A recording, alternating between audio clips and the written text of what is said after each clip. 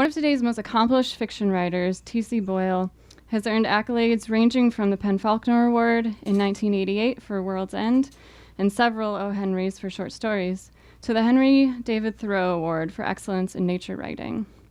A review from the BBC of his latest novel, The Terranauts, says Boyle is a genius at capturing social microcosms and excavating emotions simmering beneath the surface of contemporary America, a gripping and revelatory tale. His 16th novel, based in the 1990s Biosphere project, showcases both his literary skills and his evocative sense of the natural environment. Set in the Arizona desert, the narrative follows 8 scientists, with 3 as our narrators, as they struggle to establish normality in the glass bubble of E2, the prototype for an extra-terrestrial human colony. As I mentioned, this is Mr. Boyle's 16th novel, and he has published more than 100 short stories. His last novel, The Harder They Come, was the New York Times bestseller and won the Mark Twain American Voice in Literature Award. Among these and other awards, he has received the Robert Kirsch Award for Lifetime Achievement from the Los Angeles Times. He's currently a distinguished professor of English Emeritus at the University of Southern California. So please join me in welcoming T.C. Boyle to Politics and Prose.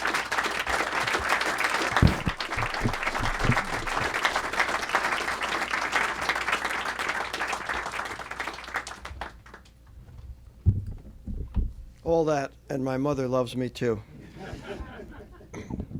So, Candace was saying she was reviewing how many times I'd been to Politics and Prose over the years. I was guessing several thousand. She thought it was slightly less than that. In any case, I remember being here a few years back. I think we were facing the other way in those days. And during the Q&A, there's a question from this guy in the shadows. I couldn't quite make him out. And there's a very specific question about what did I like to eat at Blanche's restaurant in Potsdam, New York, which is where I went to college. So obviously, this would be an old friend, an old friend who was at the college, but I never got to see who it was exactly. However, I didn't answer the question, and I'll answer it now in case he's here. I had the delicious food that hit all the food groups, the 2 cheeseburgers, the fries, and a pitcher of beer. So, I think Candace's introduction was great, and it gave you an idea of what I'm writing about. Those of you who know my work well know that I've been sort of obsessed with the environment and our place in it, and our place as animals on this planet, and what it all means. And of course, when I find out, I'll let you know, but I haven't found out yet. Those of you may remember that, some of you may remember that I wrote a book in 2003 called Drop City.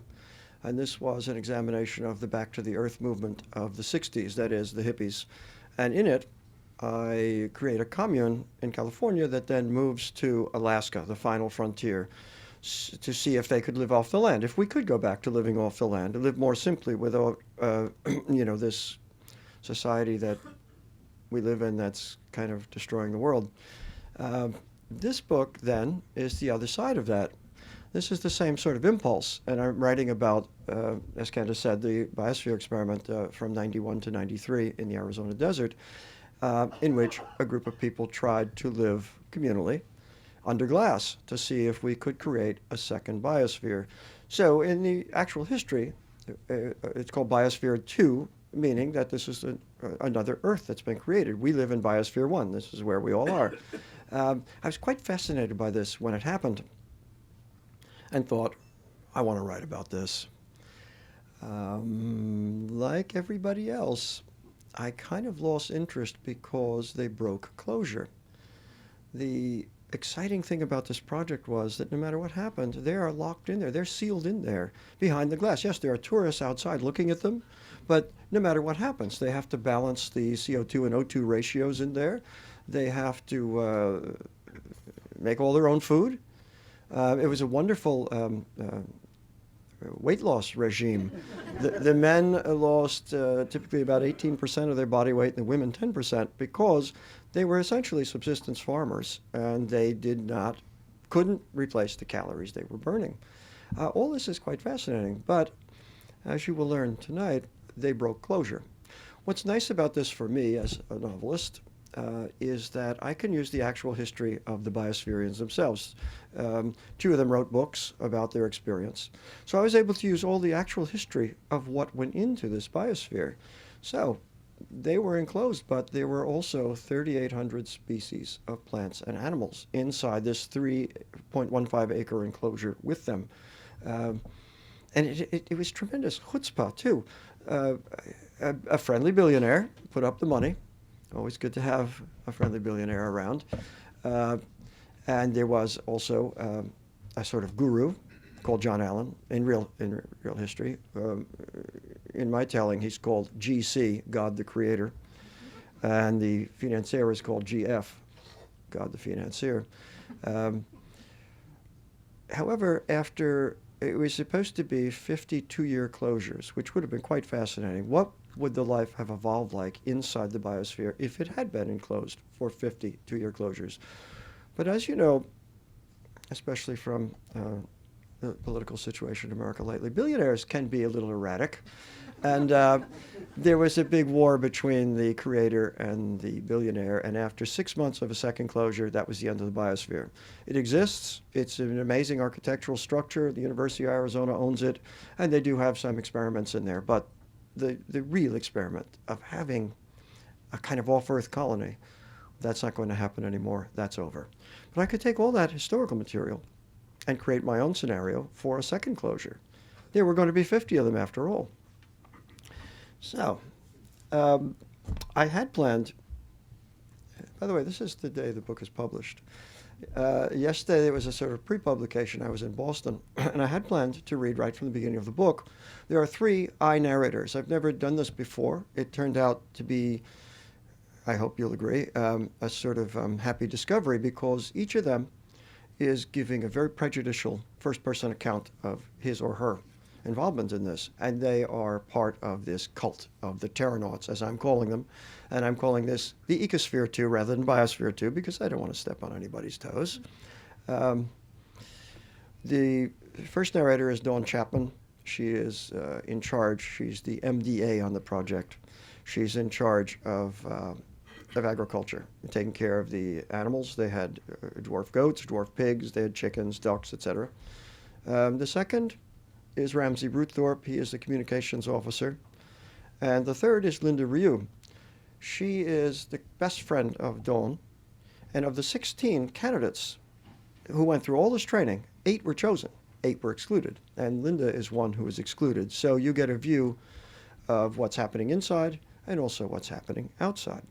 Now, I had originally planned, as of yesterday, to read right from the beginning of the book. That's always great. Then it establishes what's happening. That would mean I would have to be Dawn Chapman.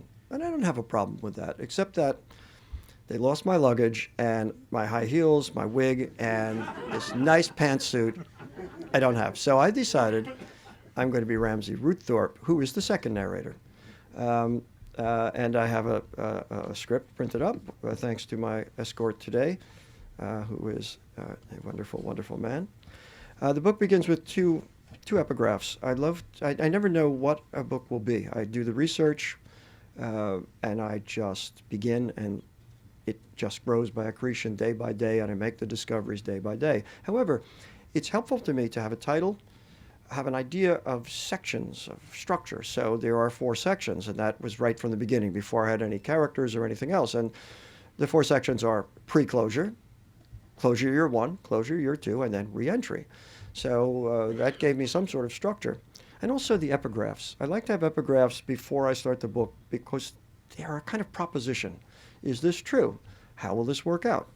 So there are 2 epigraphs. The first is from Margaret Mead, and it's this. Never doubt that a small group of committed, thoughtful people can change the world. Indeed, it is the only thing that ever has.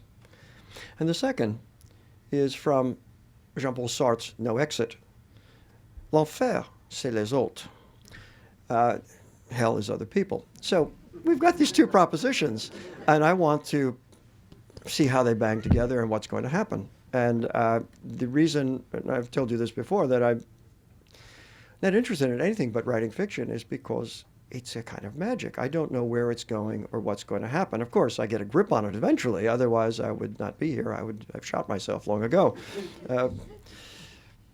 And so the characters sort of developed on their own. This is not a roman of clay. They're not based on the actual Biospherians. And yet, I've taken all that true material of what it was, right down to the creatures involved. Actually, I'll give you one more thing.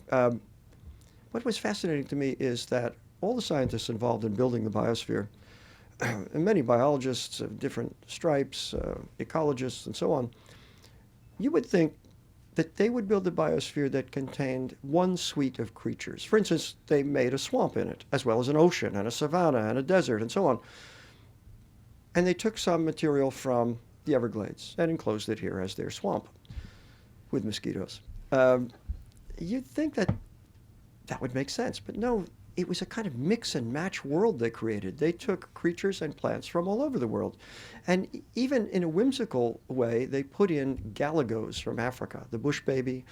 It's a pre-simian, a creature about this big, cute, with a little tail, a little face on it, and so on. Why? For fun, So it's so strange. I kept thinking, what if they had 10 friendly billionaires and had built 10 of these things? What would it be like after 100 years? Each one would be an utterly different world.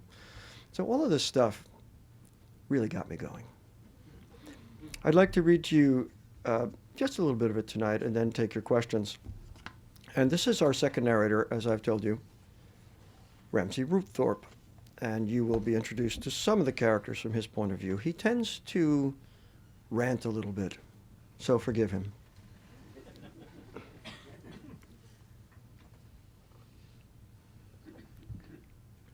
They can call me a corporation man all they want. Yet, what's a corporation really but a group of people getting together to advance mankind? And no, we are not and never have been a cult. And GC is no guru, or not anymore, or he won't be once we're inside, because once we're inside, nothing's going to shake us, and nothing's going to make us break open that airlock short of murder and cannibalism, and even that wouldn't sway me. That would just amount to one more observable phenomenon in the ecology of closed systems. Plus, you'd have to be seriously not paying attention if you didn't understand that the failure of the first mission and the reason the press turned against us, was exactly that, the breach of the airlock. The whole notion of the ecosphere, of 8 people confining themselves willingly in a man-made world for 24 months, caught the public's imagination precisely because of the airlock, the conceit of voluntary imprisonment, not to mention the Mars connection.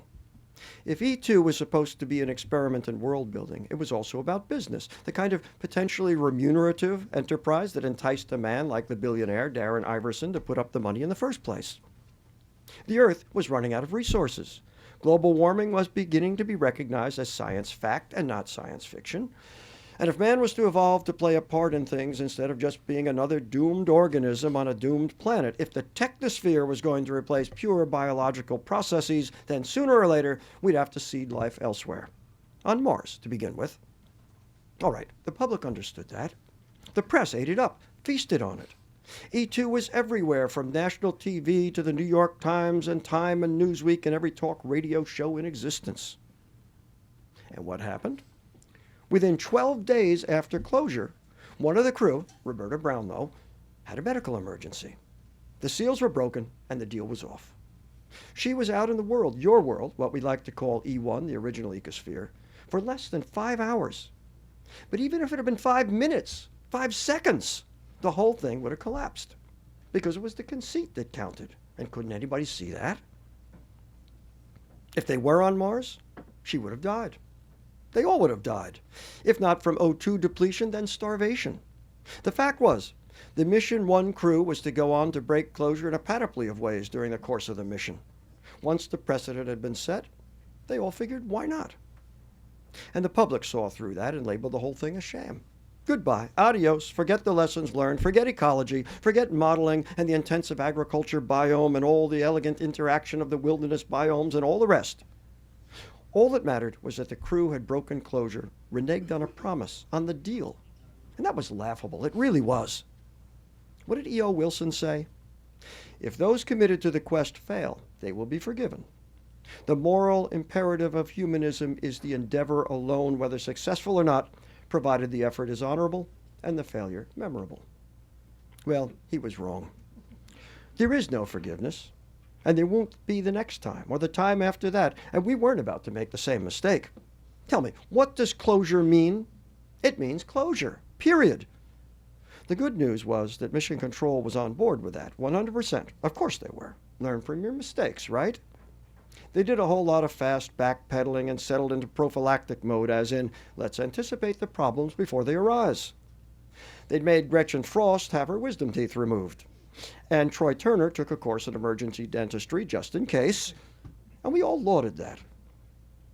They didn't go as far maybe as Louis Leakey when he refused to send his ape ladies into the jungle if they didn't agree beforehand to have their appendixes removed by way of foreseeing the unforeseen. Because Leakey, like Wilson, a humanist as well as a scientist, didn't want to run even the infinitesimal risk of having one of them turn septicemic and drop dead on him hundreds of miles from any kind of even semi-acceptable medical intervention. Or the blood supply. Imagine the blood supply back in the 60s and 70s in West Africa and Borneo. Or even now. Now it was worse, far worse, with AIDS, HIV, maybe even Ebola pulsing through the circulatory pathways of our criminally expanding species. Pandemic, everything a pandemic. Apocalypse festering in the blood. But don't get me started. Mission Control would have liked it if we'd gone under the knife too, I'm sure.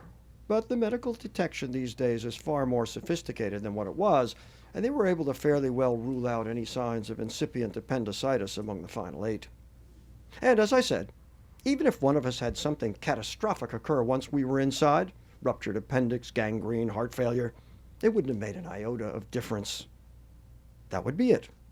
Death was as much a part of natural processes as life, and in strictly Darwinian terms, practical terms that is, it would be a boon for the other 7. As it was, we'd be hard-pressed to feed ourselves if the Mission 1 crew was any indication, and have one less digestive tract up and working would go a long way toward taking some of the pressure off. Now, I'm talking theoretically here, of course, and strictly in terms of caloric intake. The loss of any of us would be a public relations disaster, and an emotional one too, because we were a team, and we were dedicated to one another no matter what anybody tells you. There are going to be strains on any enterprise that truly breaks new ground. That's only to be expected. Witness the Russian Bios experiment in which one of the men wound up sexually assaulting one of the women within 3 months after closure. Actually, since I've started down this path, I suppose you can never underestimate people's appetite for the sensational. If somebody were to die inside, there's no doubt our public awareness factor would shoot up. Simple as that. Nothing was going to happen, but we were prepared for anything. If the 8 of us had stopped short of lacerating our palms and taking a blood oath, we'd made our pact nonetheless. Nothing in, nothing out. That was our mantra. Was Roberta Brownlow's situation unfortunate? Yes, of course it was. And I'm sure you remember the flap over it. Furor, really, and how the press came howling after her like hyenas on a scent. Or jackals, I suppose, since hyenas don't howl, do they? She was Mission 1's MDA, very good-looking, stunning, actually, an exemplar of what our species has come to consider prime breeding stock, with a robust figure, abundant hair, and teeth like piano keys, the white ones, that is. And she had a way with the press that was just short of flirtatious on the one hand and all business on the other. She was a perfect choice, not simply by way of looks, but because she was first-rate at what she did, which, though it involved the least scientific knowledge or discipline, was on some level the most essential function of the crew. To provide food. She wasn't supervisor of field crops, the title that would go to Diane Kesselring in our mission, but the lion's share of her work went into food production, more than anyone else's. So she was a fit, Roberta Brownlow, and we were all proud of her. But accidents happen, and if you're timid, afraid that is, cowardly, trembling like preschoolers scared of their own shadows, you lose your head, and then everything, if you'll excuse me, goes to shit. 12 days in. She was in the basement where all our internal support systems are located. The big air handler units, the water treatment tanks, machine shop, feeding rice stalks into the threshing machine with the crew's medical officer, Winston Barr, whose turn it was to pitch in with the ag work that morning, a lucky break at an unlucky time, when she lost track of what she was doing. The thresher, the same one that's in place now, has a lower cylinder attached where the hulls are separated from the stems. and she was attempting to clear a blockage there when the roller took hold of her right hand. By the time her scream alerted him and he shut down the machine, the damage had been done. Without thinking, in that instant of shock before the pain hit, Roberta snatched her hand back, and when she did, a geyser of blood erupted from her middle finger, spattering the thresher, the wall behind it, the shirt Winston Barr had just washed and dried the day before. How do I know that? The shirt detail? He told me, personally. And I relate it to you because it's one of those maybe overlooked minor details that underpin the meaning of everything that happens in our lives, from the prosaic to the tragic. And this was tragic. Beyond tragic, it was fatal to the mission. Two of the other crew members, summoned by walkie-talkie while Winston applied pressure and Roberta went from pale to parchment and had to sit heavily on the floor with her head down between her legs, picked through the hulls until they found the severed fingertip so that Winston could sew it back in place. He knew what he was doing. He was dexterous, good with sutures and good with the patient too. But he wasn't a hand surgeon, and the medical lab wasn't a hospital. 3 days later, when the finger, which Roberta held up to the visitor's window for mission control and the best handman in Pima County to examine, turned the color of blood sausage, mission control made the call and summoned an ambulance, which meant breaking closure, which meant the shitstorm was about to commence. All right. I wouldn't want to get too critical here, but you can see my point. What's a fingertip compared to the sanctity of the mission and the vow the crew had made to the world? Nothing. If it were me, I'd have given up all my fingertips, all 10 digits. Hell, if it came to it, I'd have snipped off my toes, too. You think Shackleton worried about appendages? Or Sir Edmund Hillary? But you're not martyrs, people would say. You're not really on Mars. It's not life and death. People would say that. Maybe you're saying it now, but they'd be wrong. A pledge is a pledge. Nothing in, nothing out. And that's just where things spiraled out of control. Roberta Brownlow was outside for just 5 hours, and during that time, while she went to and fro in the ambulance and they cleaned and restitched and rebandaged the wound at the hospital, she'd breathed in no more than something like 5,000 lungs full of E1 air and consumed exactly 1 granola bar and a Coke Classic. No lobster Newburg, no caviar, no steak tartare or pigs in a blanket. And yet it didn't matter. Every instant of it was photographed and splashed across the front pages of newspapers around the world, and that was just the beginning. When she went back in, when she breached the airlock for the second time, she was carrying 2 bags with her. 2 bags? What were they thinking? What was Mission Control thinking? This was the moon. This was Mars. This was material closure, not some greenhouse you could just stroll in and out of whenever you had the urge. And why not order up a pizza while you're at it? Pepperoni, anybody? Extra cheese? No. The whole thing was a travesty. And what was in those bags? Medicine, machine parts, bourbon, a book of crossword puzzles, and the latest CD from the king of pop? Nobody knew. And nobody ever found out. Not even me. But enough negativity. I've been called everything from cold and calculating to the face of the mission and its beating heart, too. My own assessment, frankly, somewhere in between. As for heart, excuse me, but I'm as soft at the core as the next person. I'm not some sort of machine or corporate stooge or whatever, no matter what you might have heard from people like Gretchen Frost or Troy Turner or Linda Ryu, whose every comment and so-called insight is nothing but sour grapes, believe me. I get emotional. I get choked up. And you know what? That first official dinner, the one that capped off selection day, I'd had a pretty good idea who was in and who was out.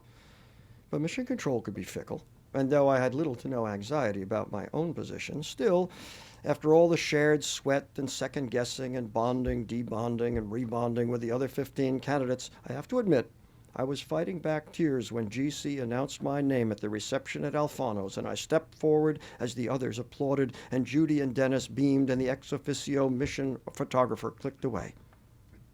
I don't know how to explain it, but that night, the night before the press conference, we seemed to rise to an emotional height we never quite reached again. I'm talking brother and sisterhood here. The solidarity of common purpose, wills united. And I suppose, to no small measure, simple relief at having made it this far. But let me set the scene. No one would confuse Alfano's with a quality restaurant, but it held pride of place in the little town of Tillman, Arizona, 40 miles northeast of Tucson, and gateway to a major tourist attraction that was pumping real dollars into the local economy. Us, that is. Most nights it was packed, and it was no different on this occasion.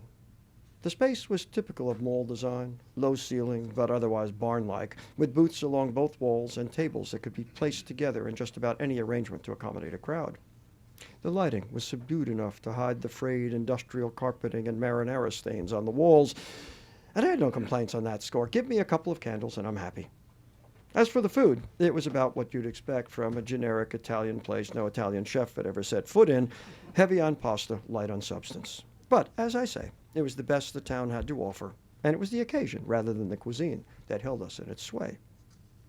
We had drinks at the bar, one round only, as GC didn't want the celebration to get out of hand with two privileged members of the Fourth Estate looking on, and I'd ordered a double vodka on the rocks, which partially explained the rush of sentiment I was feeling. We all embraced 3 or 4 times, hovering over the bar, our voices garbled and giddy.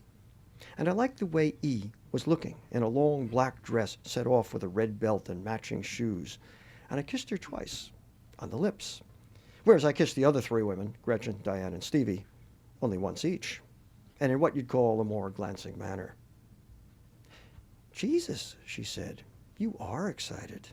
And her eyes were pinballs caroming off one baffle after another. "I'm excited." I was rocking back and forth on my feet, grinning like a fool. "Look at yourself. You're practically in orbit." "Yeah," she said, her voice soft and sugared, and coming from some place deep inside her, a voice of pure satisfaction and joie d'accomplissement. "I've never been so excited in my life. You too?" I nodded, and even as I did, I noticed Judy swing her head round at the end of the bar and give me a look. This was awkward. The fact was that while GC was planning on returning to Mission Control with Dennis after dinner to fine-tune things for tomorrow's press conference, I was going to take Judy, very quietly and unobtrusively, back to my room. Because, as risky as it might have been, neither of us seemed capable of putting a stop to what had begun as a not-so-innocent flirtation nearly a year ago. And now we had just a month left to get our fill of each other before closure dropped the curtain on it. That was the situation. That was the mise en scène. And if Judy had been watching me embrace at least one of my fellow Terranauts with maybe an excess of enthusiasm, what could I say? I flashed her a quick smile, then turned back to my crewmate. "But you knew in advance, didn't you?" Dawn said, a teasing note in her voice.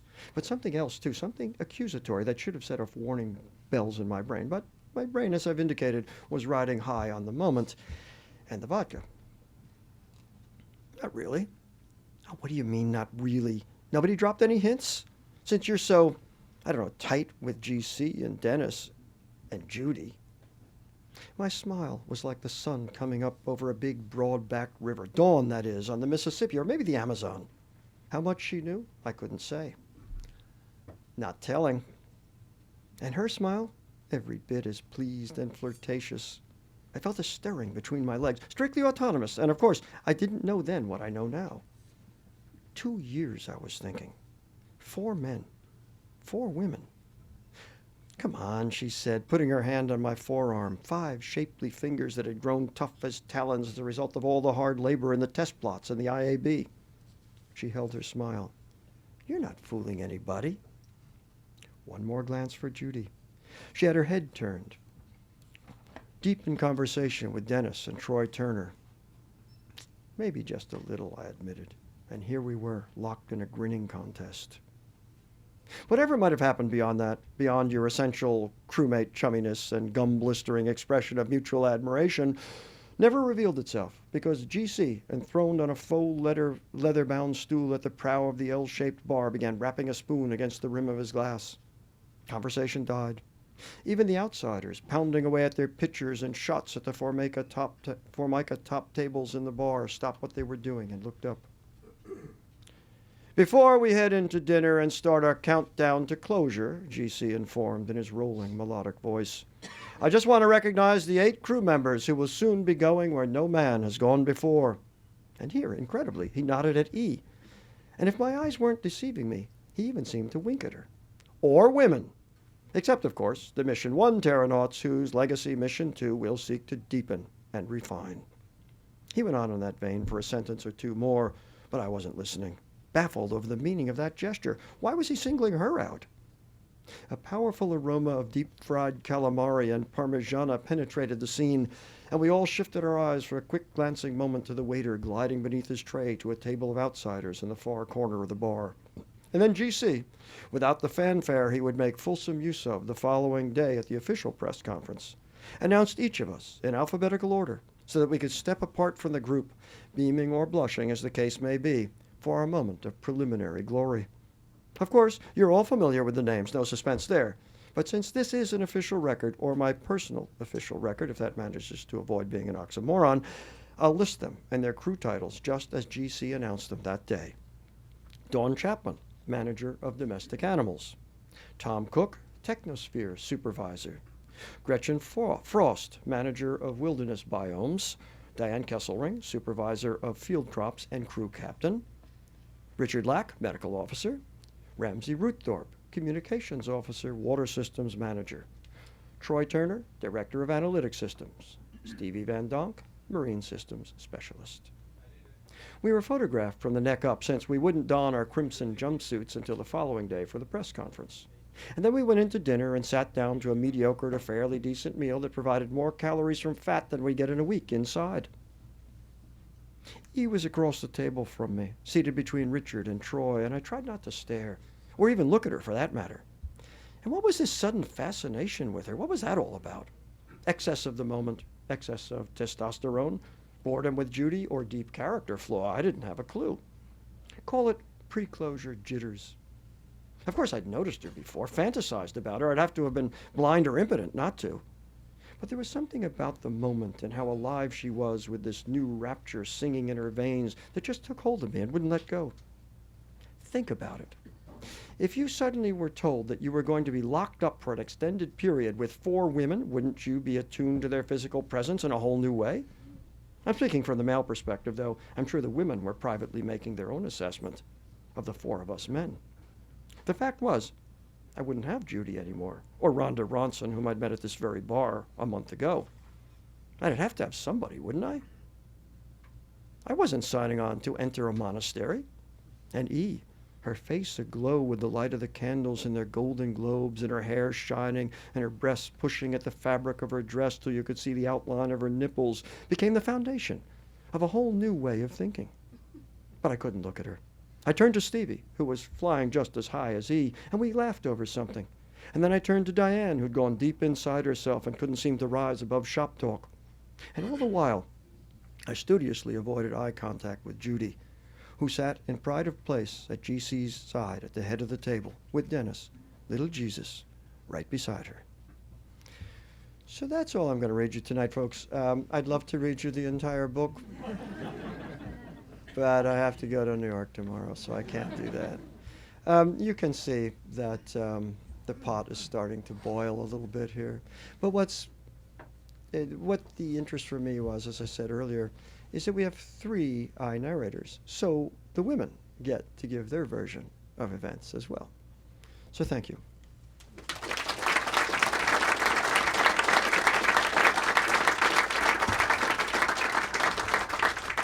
So I would be happy to take your questions.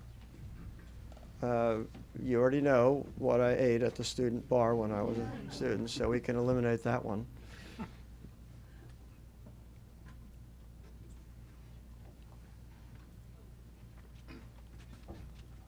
All right, Yes. I'll start us off. Yes. So you mentioned Drop City in your opening remarks. Is this a sequel to Drop City? It's not a sequel, but it's another way of looking at the same situation of how are we going to survive? You know, don't forget I also wrote A Friend of the Earth about global warming in the year 2000, and I seem to be kind of obsessed with what we're doing on the Earth. Next week, The New Yorker will have one of my new stories, one that I love. It's called Are We Not Men? And it's about my latest obsession, CRISPR-Cas9 gene editing technology. So I projected a few years into the future and created some new creatures, including, by the way, the ever-popular dog cat. So the narrator that comes on the commercial on TV, and he has a crooning narrator's voice, and he says, cat person, dog person, it's all moot now. So it's not a sequel exactly, but same sort of idea. That wrote large an ability, an attempt to live off the land. This is compressing it. Well, and I guess what I was wondering in asking the question too was you talk about how there are sections in this book where you're obviously in closure, and then they break the seal and they're not closure. Yes. So thinking about Drop City, I wondered if the first half, so to speak, of that within the commune was in closure, and then when they went to Alaska was out. That. It's a great observation. Yeah, Perhaps I guess so. it has some validity. I guess so. Yeah, absolutely. Thank you. Thank you.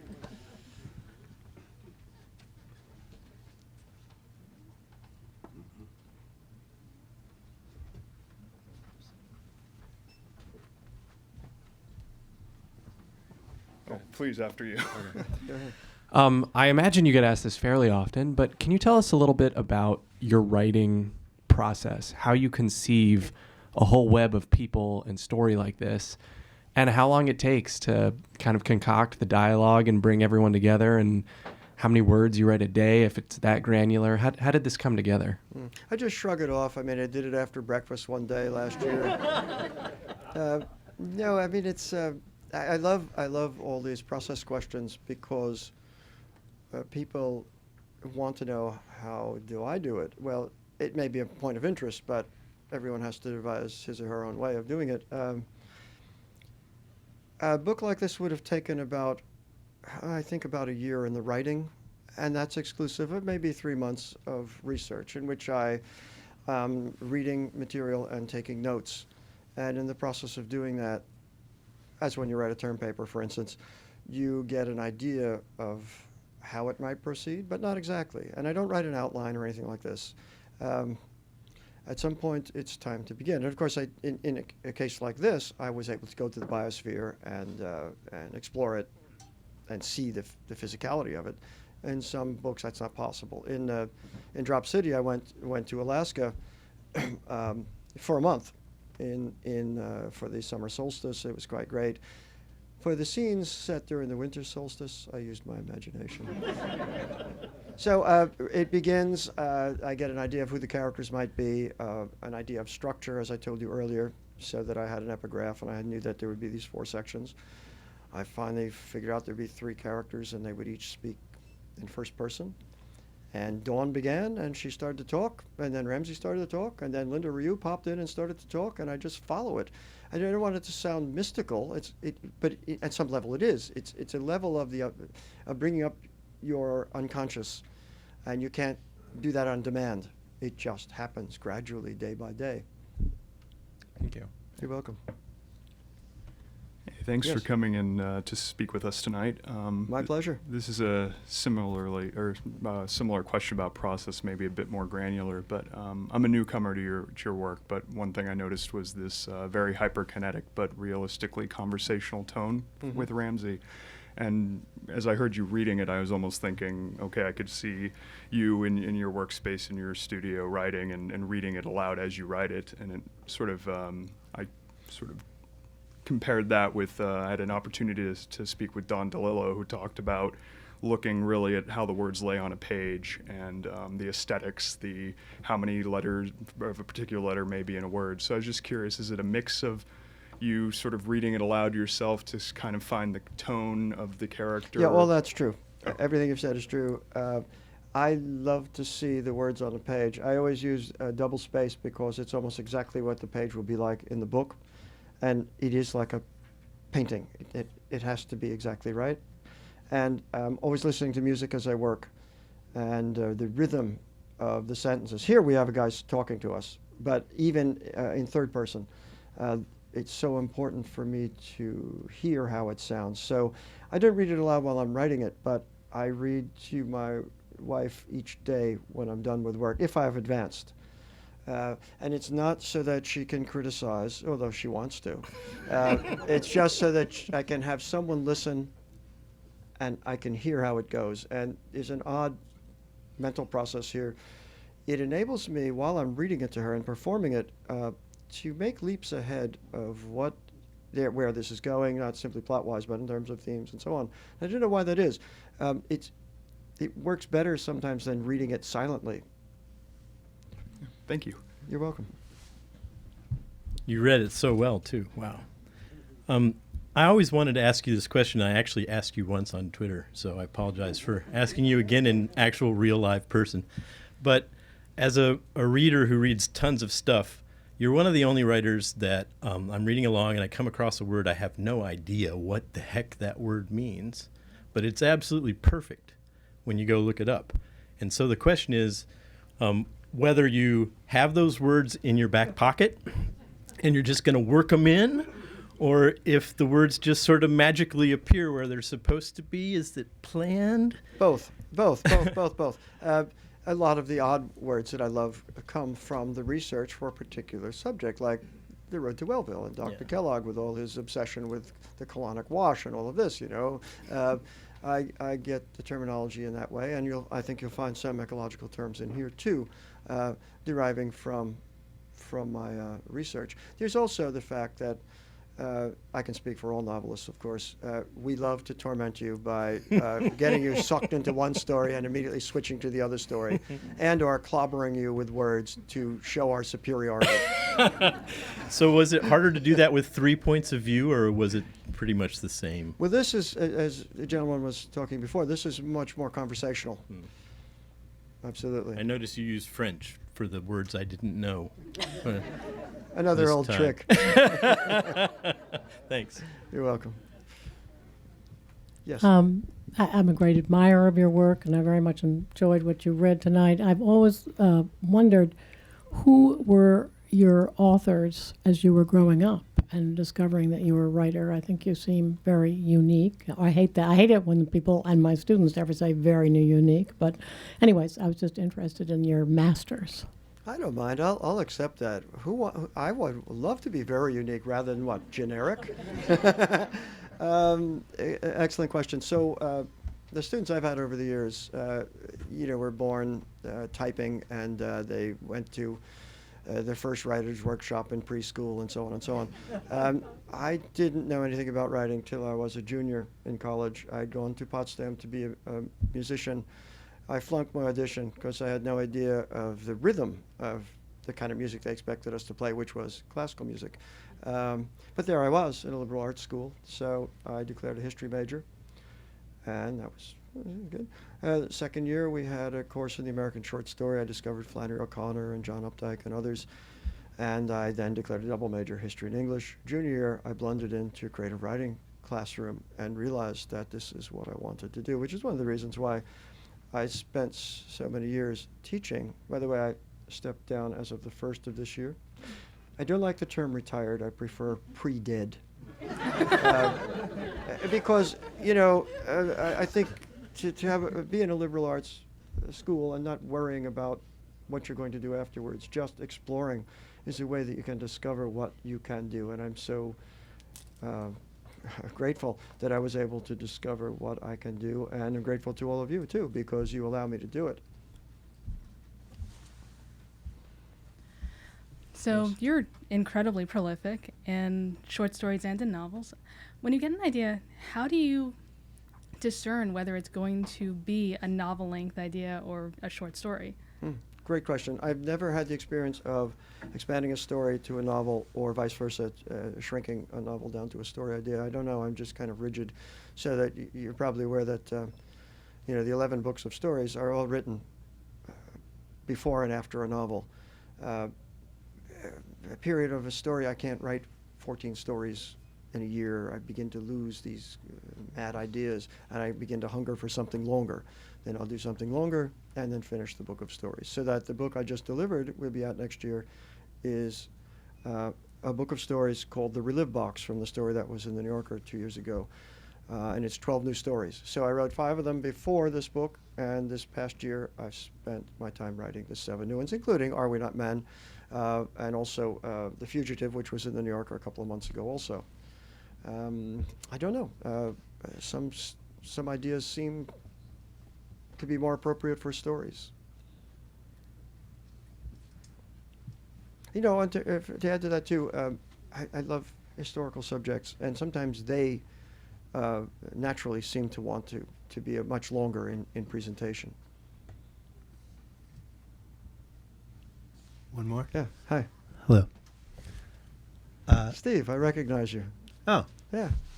even with the beard? You with that wonderful beard, man. It looks great. A lot of your work has been concerned with megalomaniacs, and I was wondering if there's any public figure, anyone at all, that you wish you had written or you think might be a T.C. Boyle character in waiting. Well, it seems like a leading question, but I've written several books about these megalomaniac figures: Kellogg, Kinsey, Frank Lloyd Wright. I don't know if there will be another one, although you can see in a book like this that GC is a sort of big brother presence, and he is sort of controlling all of these other people. There seems to be some kind of obsession of mine. I'm not exactly sure why, except to say that, by God, I'm proud to be an American, and nobody tells me what to do ever in my entire life. And so I wonder how cults come about and how people can be sucked into a cult, and even if it's against their best interest, and how they can be manipulated by propaganda, and how they can give themselves over, body and soul, to somebody who's selling something. I like to be, of course, all novelists are megalomaniacs. I like to be a good guru. I don't want you to do anything except enjoy. So that can't be the last question. There's got to be one more. I got one. Yeah. Hi, also a fan of your work. A question Thank for you. A lot of your books seem to be very topical, based upon current events, whether it's Yes. the environment or it could be historical, like Frank Lloyd Wright or something like that. And how do you balance that tension between creating a good story that keeps the reader immersed and interested versus kind of staying on topic and providing and focusing on that theme that you want to focus on? Yeah, one of the things that is most interesting to me, and I noticed this in other authors too, how do you get into this world, whether it's a world of fantasy that you've projected, or an historical world, or a world like this one that you've heard about tonight? I think there's a certain skill involved in it, and we were talking about process earlier. It's something that happens on an unconscious level to try to get into the story without burdening it with a lot of information. I mean, it has to come kind of naturally. I don't know exactly how it's done. It just sort of happens.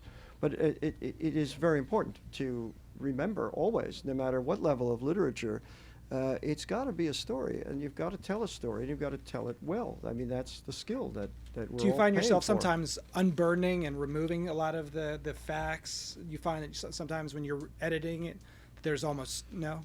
No, I'm a fanatic of detail. I work line by line, day by day, and what you see on the page is almost exactly what I turn in when I'm done with it, because I've kind of gone over it and over it so much, and I can't really move ahead unless I feel everything behind me is good. And again, it's hard to say how you do it. It just happens.